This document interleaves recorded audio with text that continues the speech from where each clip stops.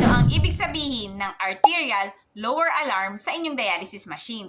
Ito ay any pressure change before the dialyzer. Ang possible cause nito ay poor blood flow sa inyong access, kink sa inyong bloodlines o sa inyong access, sudden movement, or after normal saline flushing.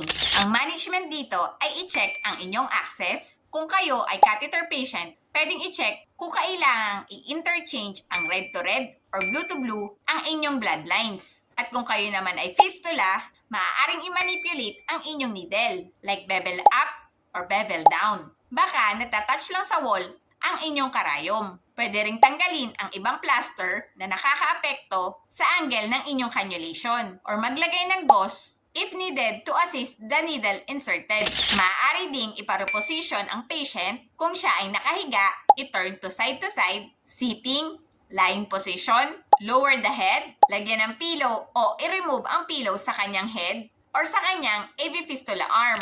I-comment nyo naman dyan sa baba kung inyo din itong naranasan. Please like, share, and follow nyo na rin. See you around mga kabato! Bye!